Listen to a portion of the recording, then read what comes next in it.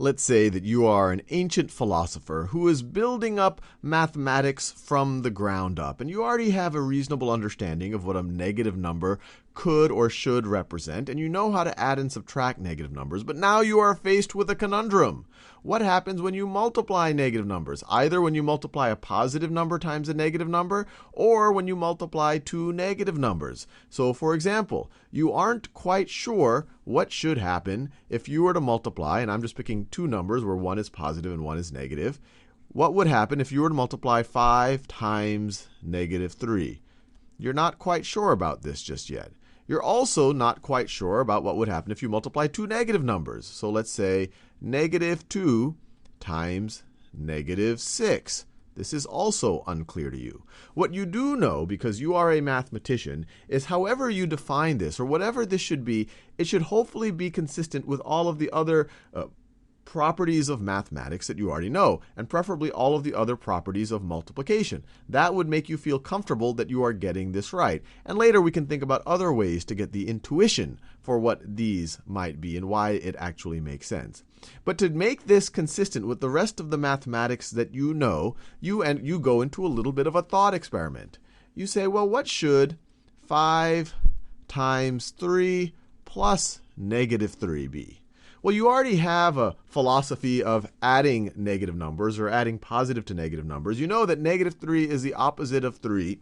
If you add 3 to negative 3, you're going to get 0. So this is going to be equal to 5 times 0.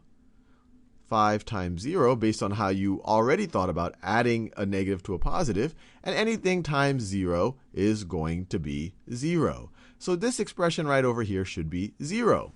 But on the other hand, you say, well, I want multiplying positive and negative numbers to be consistent with the distributive property. So I should be able to distribute this 5. And for math to be consistent, and math should be consistent, I should get the exact same answer. So let's distribute this 5. So if we get 5 times 3, so 5 times 3 is going, let me write it out. This is going to be 5 times 3. Let me write it with the multiplication, not the dot. I'll write the x sign for multiplying. 5 times 3, so I distribute it there, plus 5 times negative 3. And I'll do that in yellow. 5 times negative 3. 5 times negative 3. And this whole thing we just said should be equal to 0. This should be equal to 0. Well, 5 times 3, those are two positive numbers. We know what that should be. That is going to be 15. So now we get this thing, 15 plus whatever 5 times negative 3 is, plus whatever 5 times negative 3 is, needs to be equal to 0 in order to be consistent with all of the other mathematics that we know. Well, what plus 15 is going to be equal to 0? Well, the opposite of 15. In order for this to be true, in order for this to be consistent with all of the other mathematics we know, this right over here needs to be equal to negative 15. And so you say 5 times negative 3, in order to be consistent with all the other mathematics we know, needs to be equal to negative 15. And that's also consistent with the intuition of adding negative 3 repeatedly 5 times.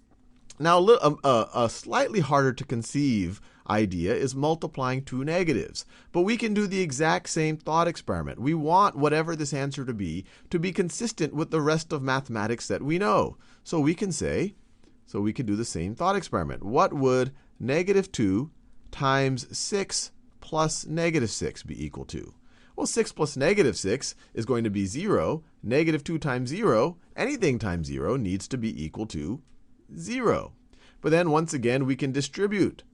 We can distribute negative 2 times 6. So we get negative 2 times 6 plus negative 2 times negative 6 plus negative 2 times negative 6. And once again, all of that's going to need to be equal to 0.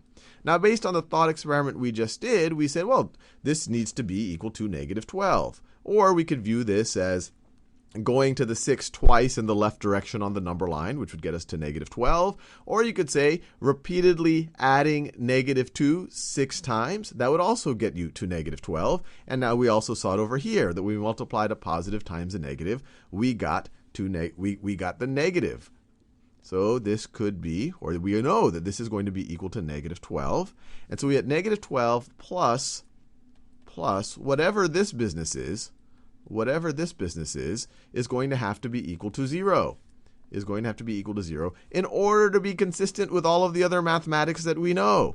And so what plus negative 12 is going to be equal to 0? Well, positive 12 plus negative 12 is going to be equal to 0. So this needs to be equal to positive 12 in order to be consistent with all of the other mathematics we know. And so there we get the idea that this is going to be positive 12. I'll leave you there, and I'll see if I can make a few other videos that can also give you a conceptual understanding of why these are true.